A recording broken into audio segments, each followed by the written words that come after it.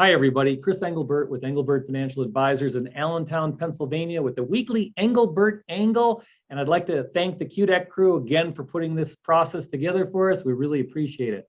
You can see by my backdrop, I am going to be talking about credit card hell. Now, the reason why we need to talk about this, and if there was ever a video for any of you that are viewing this that are parents, this is the video you send to your adult children or any of your teenagers, 18 to 21, that are just getting jobs and getting credit cards issued in their name. Because I'm going to talk about literally credit card hell and how credit card works. Now, most people obviously understand how a credit card works. You get a line of credit, maybe $10,000 for a credit card. But what people don't really focus on is the math behind what happens when you charge on a credit card. Back in the day, there was people called loan sharks that if you had a gambling debt, you'd go to and they'd lend you money, the VIG of 18 to 20%. Well, not all credit cards or companies are bad, but I can tell you credit card companies do look for people and profile them and offer them credit cards when they start out because they know they don't understand the math behind how credit cards work. So you can see by my slide, a lot of times people come to us and they're like, hey, I'm not saving any money for retirement. And we go through their inventory of their assets and what they're doing, and we realize that they've got credit card debt. And you can see by the math that if you have $10,000 in credit card debt at a 21% annual interest rate, and that is not unusual to see interest rates between 18 and 24%. But if you have a 21% annual interest rate and you have a $10,000 balance on your credit card, that's $2,100 a year you're paying in interest, which is $175 a month. So you could be putting that $175 a month that you're paying in interest to the major credit card companies into your 401k, into your IRA, into a rainy day fund. But once you get behind the eight ball with credit card debt, it tends to be very difficult to dig yourself out of it. So if you are in that situation, what do? Obviously, what happens is that when times are good, you see credit card companies looking for new customers. They do balance transfers.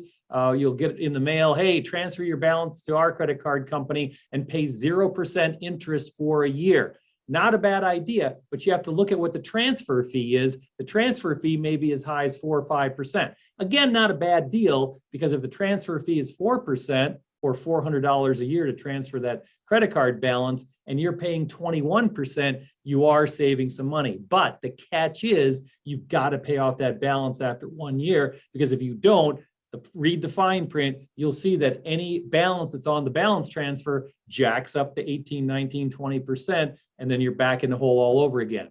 Debt consolidation loans are not bad. Many times you can talk to third-party lenders out there and say, hey, listen, I've got credit card debt. And the problem with credit card debt is that you should pay it off every month. And you're going to hear me say that over and over again. But what ends up happening is that if you get a debt consolidation loan and pay off the credit card, the interest rate may be lower, like around 11 or 12%, and you may have 4 or 5 years to pay it off.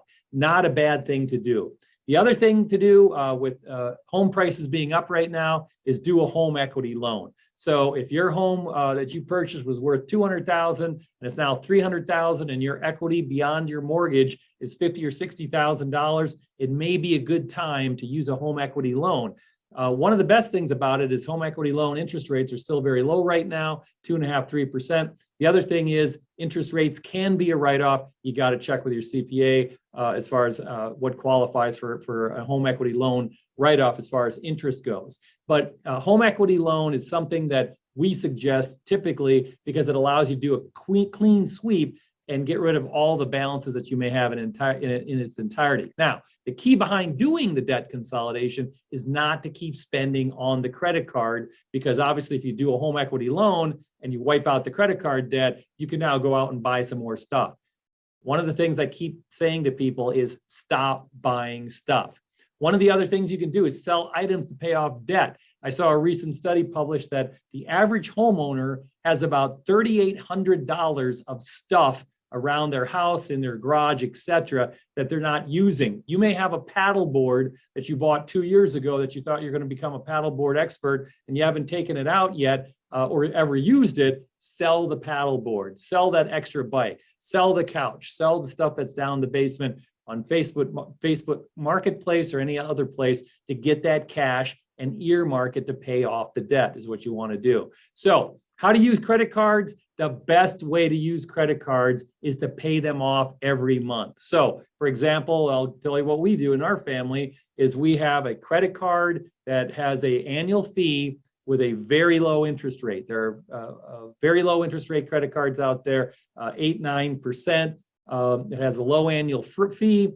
And then what we do is every month, no matter what we charge, now obviously it's a credit card that gives us reward points that we can use for travel or we can get cash back, etc. But the key is to pay it off every month, because once you stop paying it off every month, that's where you start getting behind the 8 ball and building up that credit card debt. You should have credit card debt no more than about 2% of your income if you have credit card debt. So therefore, if you have a $50,000 a year salary, you should really only have credit card debt of $1,000. And that's why it's very important to sit there and pay off that credit card debt literally every month. So we hope you helped a lot of you with this. Again, this is a great video to send to your kids, because a lot of children, young adults, have no idea how credit cards work.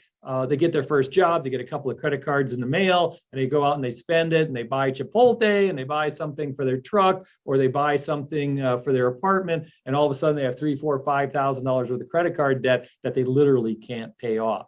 Help your kids, send them a copy of this link that we're going to be putting out, and so that they can understand how credit cards work and what to do to get out of credit card hell. That's all we have for this week. This is the Englebert Angle. We'll be back soon.